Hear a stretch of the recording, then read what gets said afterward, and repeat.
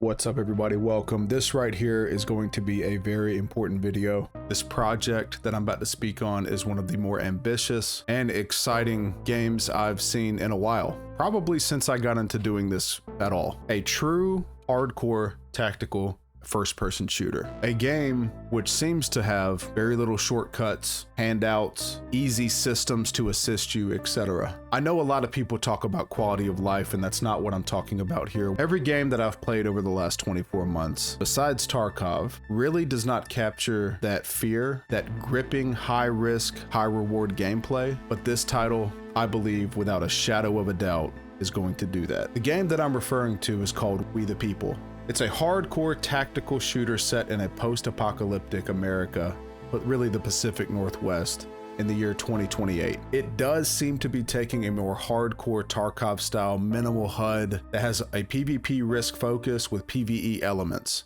zombies, a DayZ type of feel. One of my good friends, Chi Yeti, a legend and a manager in the Caliber Collective, make sure you join that now, it's in the description below, has recently supported their Patreon and really looked into their project, so I'm getting a lot of information from him. And I've also interviewed one of the lead developers, Drew. But before I go into that, I want to talk a little bit about the game. The game's going to have vendors, PvP, open world, stash, you can trade with each other, quest, you can deploy, and then there's going to be a safe settlement. There's not going to be any menu where when you go out into the world, you're risking everything on you. This has been one of my primary complaints with Gray Zone. I think Gray Zone Warfare has a great idea, but the finality and the risk of death doesn't set in like it does in Escape from Tarkov. And then hopefully this game. And that high risk, high reward, securing a kill, getting the loot from that player is why I play these games. It is that intensity, that gamble, that adrenaline pumping interaction with another player to know if they're going to be friendly or shoot you, things like that. And the more I talk to people, the more I realize they're kind of in the same boat with that. There are people who like the arcade style, the quick loops, the refreshed raids, TikTok swiping, very fast,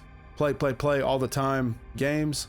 And I do too, man. There's a time for arcade experiences and true competitive gameplay. But in my opinion, and this is just my opinion, Escape from Tarkov is still king of this genre, and I don't see anything even remotely close to number 2 yet. But in my honest opinion, whatever does come to number 2, or eventually setting a new bar, they're going to have to be hardcore, brutal, scary, and have high risk, high reward systems to engage and hook that player into the interaction with the AI, the interaction with the other players. And I am hopeful from everything that I have seen and know about the game that We the People can do that. So let's hop into the interview. This was just via DMs. He answered a lot of questions that the Caliber Collective had. One of the first questions was monetization. We were asking if there's going to be different additions for the game and what will that entail. Drew responded with, yes, we will have bundles. It would be pretty standard compared to most games in the genre. Ideally, we will try to get creative in order to avoid pseudo pay-to-win feeling found in some bundles with similar games in the genre. Quote unquote, we fucking hate pay to win, which is good. You know, a lot of these games have the bundles where you can have a bigger stash, more starter gear, things like that. And that is, you know, it's a form of pay to win. My only argument with a true pay to win system is at least that's capped. I cannot keep spending money to, you know,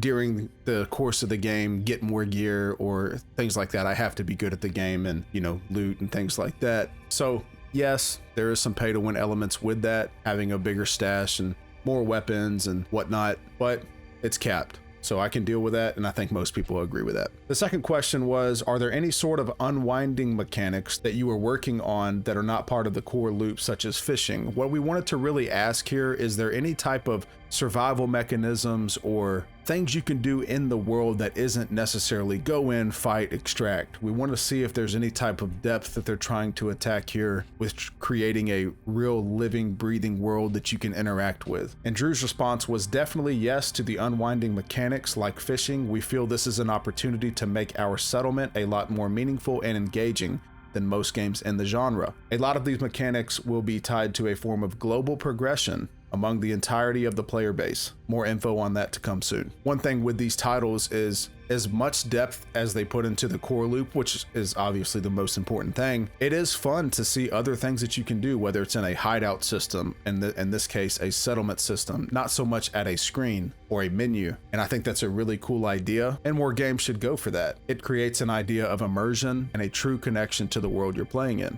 Next question we asked was, what sort of PID or friendly indicators will there be in your game? This has been a big one for us, and we usually play in larger groups. I think that's with gaming for me and many people in the CC, we game for the social aspect of it. We like playing together. We enjoy good communication, larger groups, and we need a good PID system. Just something, make it realistic. It doesn't have to be a little icon above their head and whatnot, but communication can only go so far. And a little something, I really like beautiful light system with the chem lights on the back, but a little something to give you an idea that is a friendly. Drew's response was, we're looking at a variety of things, but essentially it would come down to what game mode you're referring to. Be closer to games like EFT or Gray Zone Warfare, though we are also looking at how games like Arena Breakout handles it and considering the sentiments feedback they are getting in as a result. But because our game has less of a focus on different player factions, we view PID systems a little differently. Things like IR patches, for example, could be useful in this instance. We'd prefer to have that more hardcore and unforgiving approach requiring communication among squad mates. Though having your PDA/map out would likely indicate where your teammates are. We will be testing a variety of options, potentially bringing them into playtests alongside polls for feedback from the broader community. Oh, and I forgot to mention they're going to have an arena mode. I'm not sure exactly what that entails, but he also said,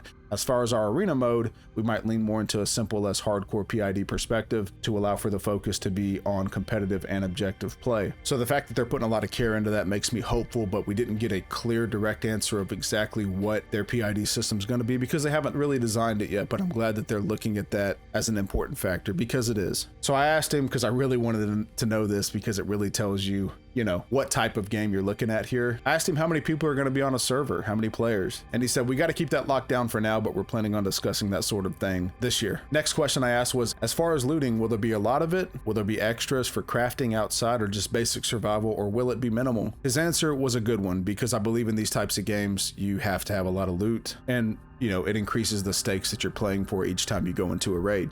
He said, loot will be a major part of the game, and there should be a lot of it.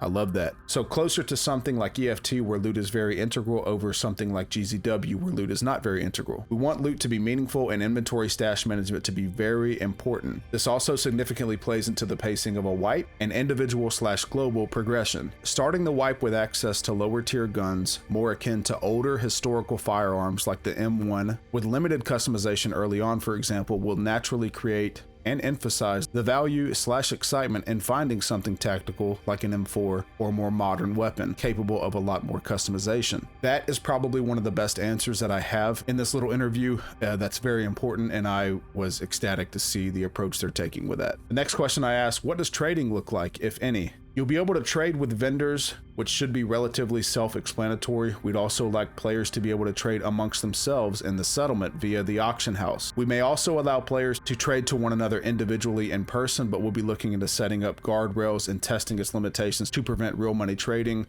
before we push this sort of thing out. This would be entirely separate from our one-to-one duel concept, which is not supposed to be a form of trading, but rather staking. And the reference he gave was old school RuneScape. So I think that would be really cool to have that one-on-one capability to duel and things like that. That's a very unique system that I haven't seen in these types of titles yet. So then I asked him about release. What's your current timeline for release? He answered, ideally we'd like to release EA this year, and although we've been curtailed due to the multiplayer system refactors, it's still possible. However, we're also not exactly in a rush to push it out until it's ready and worthy of people's time and investment. We've seen far too many games released prematurely in recent memory, and we'd like to avoid those pitfalls, ensuring our first impression with the FPS community is a good one. Conversely, that would just allow for more time and opportunities to play test the game prior to its global release. Also, it's worth considering that we'll have both non-NDA closed playtests available as well as open playtests prior to early release, so people will have a clear understanding of what they're getting themselves into ahead of time. So I probably should have led with this.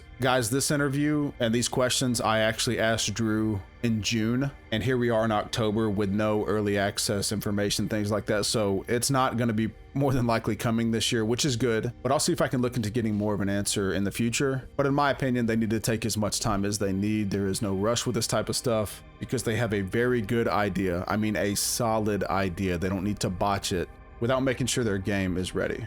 So I asked him about maps. How many total maps will be in your game at launch and what are the sizes? Before I get into this answer, one of the things that really struck me about this game was the verticality of his images. In a lot of these games, you have like little baby hills and you don't have true vertical playing when it comes to, especially the Pacific Northwest. And it seems like they're trying to capture that. So I thought that looked really good. His answer with the map question, we would like 5 extract maps to be available at EA launch. The amount of arena maps is yet undetermined. As to the size, we'd like large, massive maps, so one map could be larger than all EFT maps combined, where others could be small, medium size using that same metric. They had a devlog where they talk about macro and micro map creation, where they talk about wanting to create larger scale maps over time.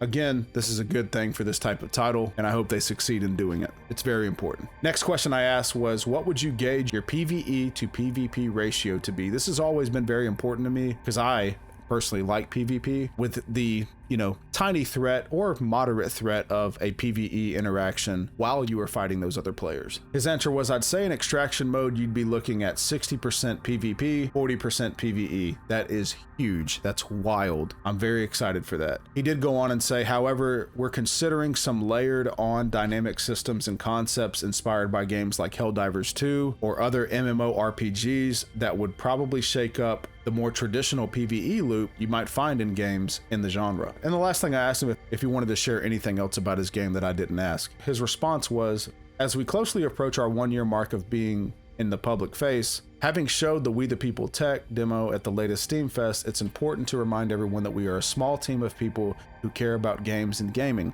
not a major studio, not even a small or medium-sized studio. We have a handful of people who decided to dedicate the last year to bring our ideas to life and slowly create something badass. We are taking on real giants in the industry with a fraction of the resources, so these things take time. But it also means we have less red tape preventing us from trying new things or thinking outside the box. We had a few opportunities to sell out last year. At the cost of our creativity and integrity, we chose not to. Another important thing to note is we don't want to go the route of ABI, just trying to make another clone of Tarkov. Although we are initially received and compared to games like Escape from Tarkov, we have some unique ideas and things we'd like to bring to the genre that we think will help the white pacing / longevity significantly and differentiate us from our peers in the genre. I'm not a developer. I would like to help maybe, publish some games in the future, but that last statement by him was very crucial, and I want to support their game as much as I can. Having the opportunity to sell themselves to another developer and turning it down so they can focus on their creativity and reason why they started is a Chad move to me. I think that's